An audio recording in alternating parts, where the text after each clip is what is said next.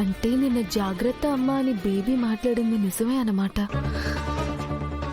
అది చెప్తుంటే వీళ్ళెవ్వరు నమ్మట్లేదు, పైగా నవ్వుతున్నారు. నిన్న నేను చెప్పింది కూడా ఆయన నమ్మలేదు.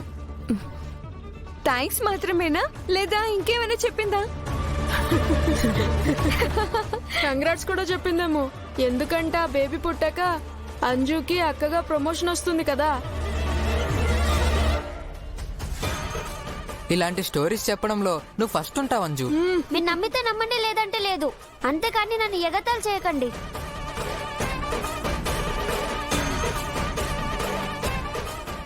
లేదు, అంజు చెప్పింది నిజం. కడుపులో బేబీ మాట్లాడుతుంది.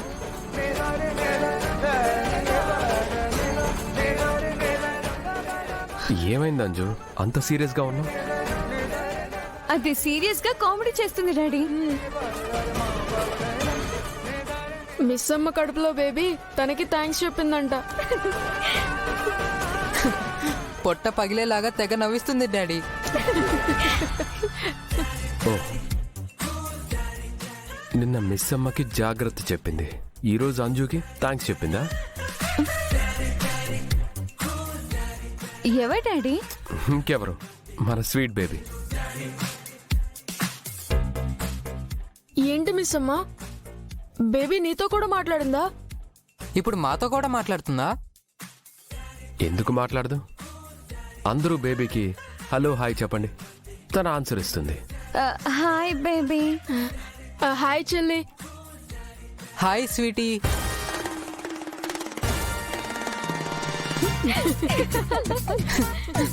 ఆగండి, మమ్మల్ని ఆట పట్టించింది చాలు. మీరు నమ్మితే నమ్మండి, లేకపోతే లేదు. కడుపులో బేబీ మాట్లాడుతుందంటే మేమే కాదు ఎవ్వరూ నమ్మరు. ఊరెళ్ళడానికి మీరిద్దరూ కలిసి వేసిన కొత్త ప్లానా?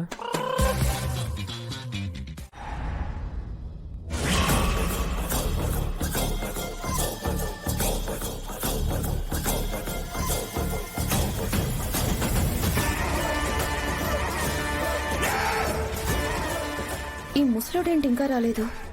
నా వెనుక రమ్మని చెప్పాను కదా.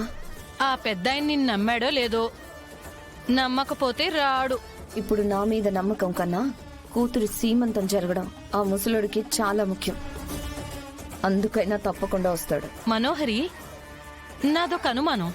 ప్లాన్ అంతా సెట్ చేశాం కదా, ఇప్పుడు డౌట్ ఏంటి నీకు? అంటే అమరేంద్ర ఎప్పుడు బాగి పక్కనే ఉంటాడు కదా, సీమంతంలో కూడా బాగి పక్కనే ఉంటాడు. అలాంటప్పుడు మనం బాగీని ఏం చేయగలం? సీమంతానికి అమరేంద్ర రాడు. ఎందుకు రాడు?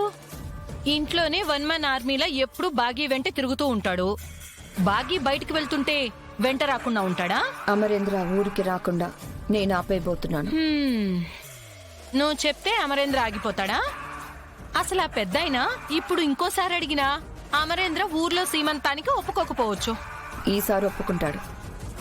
అమరేంద్రకి అరుంధతి సెంటిమెంట్ అడ్డు వేయబోతున్నాను. అది పనిచేస్తుందంటావా? అరుంధతి కోసం అమర్ ఏమైనా చేస్తాడు. సరే, అమరేంద్ర ఒప్పుకున్నాడే అనుకుందాం.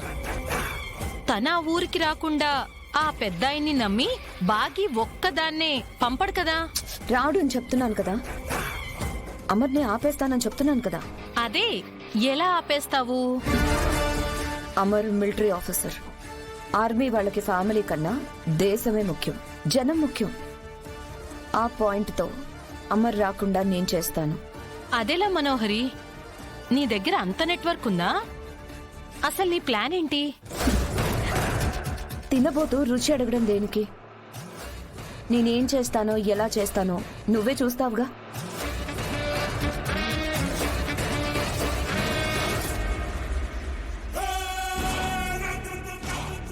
అదిగో ఆ ముసలోడు వస్తున్నాడు.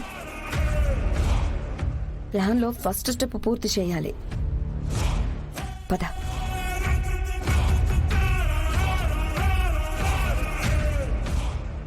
ఈ మనోహరి మనసులో ఏముందో ముందుగా ఏది చెప్పి చావదు.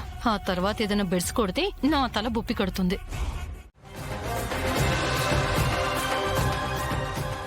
కావాలంటే నేను యాదమ్మ ఇక్కడే ఉండి ఇంటిని చూసుకుంటాం, మీరు వెళ్ళిరండి. ఇది ఇక్కడే ఉంటానంటుంది.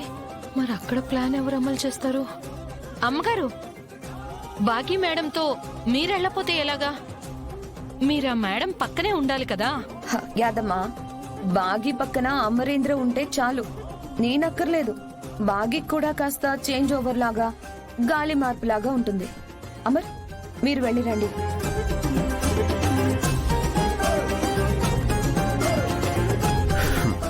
ఓకే.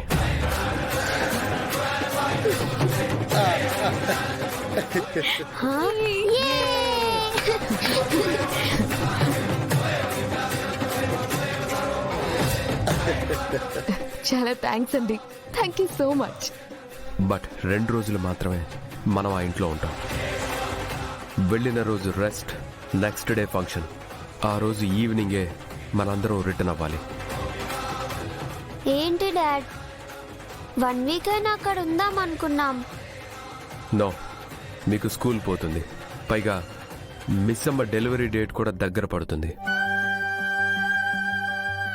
పైగా మీ తాతయ్య గారి ఇంటి దగ్గర అంతగా ఫెసిలిటీస్ ఉండవు, అందుకని. అలాగే బాబు, మీరు ఒప్పుకున్నందుకే చాలా సంతోషం. రాథోడ్ సార్, ప్రయాణానికి ఏర్పాట్లు చేయి. Okay sir.